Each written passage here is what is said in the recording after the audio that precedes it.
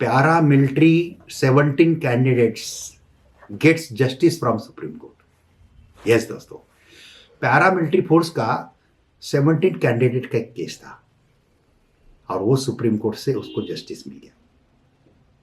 ये उत्तराखंड के जो बॉर्डर डिस्ट्रिक्ट का एक रिक्रूटमेंट था और वो रिक्रूटमेंट में बॉर्डर डिस्ट्रिक्ट के जो लोग रहते हैं उनका मेरिट अलग रहता है, उसमें भी एससी कैटेगरी का वगैरह मेरिट अलग रहता है और वो मेरिट ठीक से देखा नहीं गया था, इसलिए हाईकोर्ट में ये गए। हाईकोर्ट में इनके फेवर में डिसीजन आ गया, सिंगल बेंच में, डबल बेंच में भी, एलपीए में भी इनके फेवर में डिसीजन आ गया। फिर रिस्पोंडेंट जो है डिपार्टमेंट पैरामिलिट्री फोर्स में, नाम नहीं बताऊंगा जो रिस्पोंडेंट है क्योंकि ये सीक्रेट रहता है थोड़े, मैं ऑर्डर बताऊंगा आपको लेकिन नाम नहीं बताऊंगा। तो डिपार्टमेंट सुप्रीम कोर्ट में आया, सुप्रीम कोर्ट में वो केस एडमिट भी हो गया। एडमिट होने के बाद फिर मेरे पास रिस्पोंडेंट अभी ये जो पिटिशनर थे हाईकोर्ट में, ये अभी रिस्पोंडेंट हो गए यहाँ पे।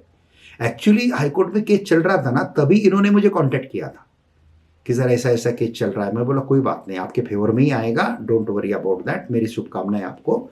और आने के बाद भी मुझे बताओ आपके फेवर में आया या नहीं आया, और नहीं आया तो भी बताओ, आया तो भी बताओ, लेकिन मेरी शुभकामनाएं आपको सुप्रीम कोर्ट में आने की जरूरत ही ना पड़े। और उनके फेवर में डिसीजन आ गया डबल बेंच का भी, तो उन्होंने मुझे बताया। मैं बोला ये देखो, आप देखो रिस्पोंडेंट सुप्रीम कोर्ट में आने का चांसेस है तो कैवेट फाइल करो। कैवेट अगर फाइल करेंगे तो हम इसको एडमिशन के स्टेप पे ही रोकेंगे, लेकिन इन्होंने कैवेट फाइल नहीं किया। कैवेट फाइल करते हैं तो मैं रिस्पोंडेंट जब पिटिशनर आता तभी मैं रोक सकता था इसको as a respondent lawyer, caveated lawyer, लेकिन इन्होंने कैवेट नहीं फाइल किया। इन्होंने वो केस एडमिट होने दिया। इनका अनफॉर्चुनेट वो एसएल पे एडमिट हो गया, इनको नोटिस गया, फिर ये जागरूक हो गए, फिर मेरे पास आए। मैं बोला टेंशन मत लो, हम करेंगे। हमने फिर इसमें काउंटर एफिडेविट फाइल किया, बहुत रिसर्च करके, प्रॉपर रिसर्च करके, क्योंकि सुप्रीम कोर्ट में कोई केस एडमिट हो जाता है ना दोस्तों, तो सुप्रीम कोर्ट में उसको कुछ करना है तभी एडमिट होता है। ऐसे केस में, ऐसे हालत में वो केस खींच के लेना और डिसमिस करवाना, ये बहुत ही, और ये 2 साल के चला, और 2 साल के बाद as a respondent lawyer we get success to dismiss it from Supreme Court. तो फिर हाईकोर्ट का ऑर्डर उनके फेवर में था तो कायम हो गया। बाद में उन्होंने कंटेम्प्ट पिटीशन हाईकोर्ट में चलाया और आगे उनके फेवर में डिसीजन आया और उनका कल्याण हो गया। तो दोस्तों ये जो है, अभी इसमें मेरा नाम देखते समय पिटिशनर में मत देखिए। हाँ, देखिए यहाँ पे पिटिशनर के लॉयर हैं, आपको दिख रहे हैं पहले पेज के ऊपर, थोड़ा सा एंड में पहले पेज के ऊपर है। कोरम ऑफ जजेस हैं डॉक्टर डीवाई चंद्रचूड़ और जस्टिस सूर्यकांत, और रिस्पोंडेंट के लॉयर में मैं हूँ, मैंने आर्गू किया है जयप्रकाश सोमानी, और हमारे बाकी कलीग्स हैं उनके नाम है। और इतना 2 साल के चला, आर्गूमेंट हुआ, ये हुआ। मेरा तो आर्गूमेंट काउंटर एफिडेविट मजबूत था, तो काउंटर एफिडेविट का ड्राफ्टिंग ही इतना अच्छा था। जस्टिस चंद्रचूड़ ने मुझे बोला कि what point exactly you want to speak. मैंने खाली 3 या 4 पॉइंट खाली बताए और बाद में ऑर्डर हो गया। ऑर्डर कितना छोटा और मजेदार है, देखो। We do not incline to entertain the special leave petition under Article 136 of the Constitution of India. The special leave petition are accordingly dismissed. Pending applications if any stand disposed. ये हो गया दोस्तों ऑर्डर। तो ऐसे order है, अभी ये spot order, लेकिन याद रखना हम रिस्पोंडेंट साइड से रहते समय जब कोई केस डिसमिस होता है तो ये रिस्पोंडेंट के फेवर में आता है।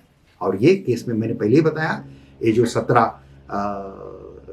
कैंडिडेट्स थे पैरामिलिट्री फोर्स के एग्जामिनेशन का रिक्रूटमेंट प्रोसेस था, ये रिक्रूटमेंट प्रोसेस में इनके ऊपर कैसा अन्याय हुआ था, और वो अन्याय हाईकोर्ट ने दूर करने के बाद भी सुप्रीम कोर्ट में उनका केस फाइल हो गया था, और उसको 2 साल हमने वो लड़के और वो डिसमिस करवाया, तो हमको बहुत अच्छा लगा। और ये 17 लोगों ने बाद में जो सर पे हमको लिया और बहुत अच्छा उन्होंने बात हमसे किया, बहुत अच्छा हमको लगा। तो बस यही है, हम दिल्ली में रह के भारत के अलग अलग लोगों की सेवा करते हैं। सर्विस मैटर हो, क्रिमिनल मैटर हो, बैंकिंग मैटर हो, इंसॉल्वेंसी मैटर हो, कॉन्ट्रैक्ट एक्ट के मैटर हो, प्रॉपर्टी के मैटर हो, सभी मैटर में हमको बहुत इंटरेस्ट आता है। इसलिए अलग अलग टाइप के हमारे बुक्स भी हैं। भगवान श्री कृष्ण के दया से, मेरे गुरु नानी पालके वाला के आशीर्वाद से हमें काम करने में, मेरी टीम भी है, 12 जूनियर्स हैं, 5 उसमें के एवार हैं, सब टीम भी हेल्प करती हैं। जो इंटर्स आते हैं, इंटर भी हमको हेल्प करते हैं। सभी के हेल्प से नियर अबाउट अभी 60 से ज़्यादा बुक्स हमारे पब्लिश भी हैं। आप जयप्रकाश सोमानी बुक्स ऐसा डालेंगे अमेजोन के ऊपर, सुप्रीम या फ्लिपकार्ट के ऊपर, तो यू कैन फाइंड बुक्स। काफ़ी जजेस लोग, काफ़ी हाई कोर्ट के लॉयर, डिस्ट्रिक्ट कोर्ट के लॉयर किताबें लेते हैं। उनको ये किताबों से अच्छे अच्छे केस लॉज मिलते हैं, इकट्ठा मिल जाते हैं विथ प्रॉपर, और शॉर्ट में मिल जाते हैं। तो वो उनके जजमेंट में उसको आर्गूमेंट में उसको यूज़ करते हैं और जजमेंट में भी आते हैं। तो ये भाग्य हमको सुप्रीम कोर्ट में काम करने के बाद पूरे भारत की सेवा करने का मिलता है। तो इसे खास खास शेयरिंग हम आपके साथ करते रहेंगे, खास खास इन्फॉर्मेशन हम आपको देते रहेंगे। हम ओरिजिनल महाराष्ट्र से हैं, लेकिन अभी high court, Bombay high court की प्रैक्टिस छोड़ के हम सुप्रीम कोर्ट में काफ़ी साल से अभी सुप्रीम कोर्ट में हैं और पूरा भारत का सेवा करने की कोशिश करते हैं। बस आपको खाली वकील ऐसा चाहिए दोस्तों, जो वकील आपके सक्सेस के पीछे पागल है, बस आपको सही सक्सेस दिलाए। और हमारे सुप्रीम कोर्ट में सभी वकील ऐसे ही, कोई वकील खराब नहीं है दोस्तों। आप किसी को भी दे देंगे केस, बहुत डिवोटेड है। खाली केस देते समय आप सुप्रीम कोर्ट में जाके वकील मत ढूंढिए। जो सुप्रीम कोर्ट केस में जाके, कोर्ट के कैंपस में जाके वकील ढूंढेंगे तो वहाँ पे टॉट पीट घूमते रहते हैं, वकील के बस में चीटर घूमते रहते हैं, वो सस्ते के चक्कर में आपको फंसा देते हैं। हाँ, ऐसे हुआ है। मेरे पास मिलने के लिए कोई पार्टी आया और मुझे मिलने के पहले ही किसी ने मंगा लिया उसको, और बाद में उसका केस डिसमिस होने के बाद मेरे पास आया। सर ऐसा ऐसा हुआ है मेरे। और कुछ तो ऐसे बंदे हैं कि जिन्होंने पैसे लिए, बाद में कुछ किया ही नहीं, क्योंकि वो वकील थे ही नहीं।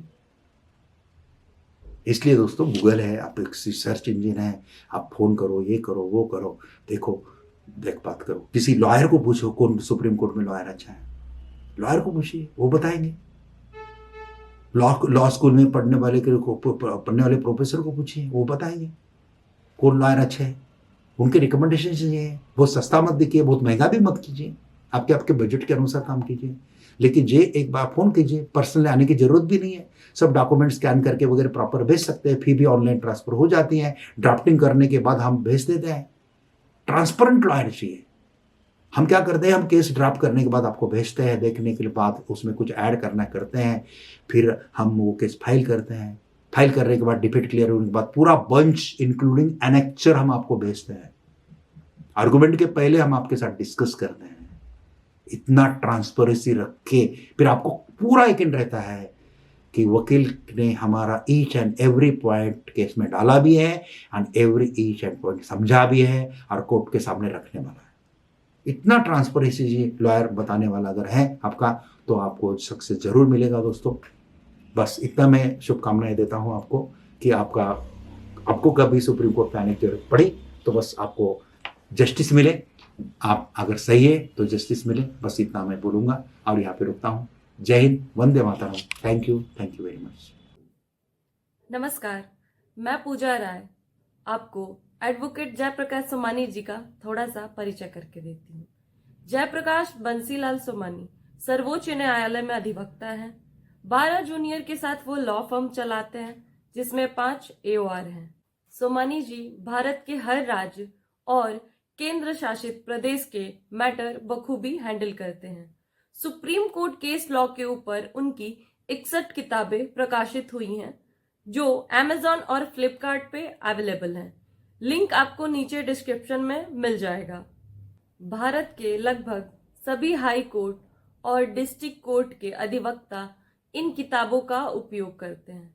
अगर आपको सोमानी जी की गाइडेंस अच्छी लगती है तो नीचे कमेंट बॉक्स में ज़रूर लिखें और अपने दोस्तों के साथ शेयर करना ना भूलें। हाँ, अगर आपने चैनल को सब्सक्राइब नहीं किया है तो सब्सक्राइब कर लें और बेल आइकन को दबाना ना भूलें, ताकि हमारा कोई भी नया वीडियो आता है उसका अपडेट आपको मिल सके। जय हिंद।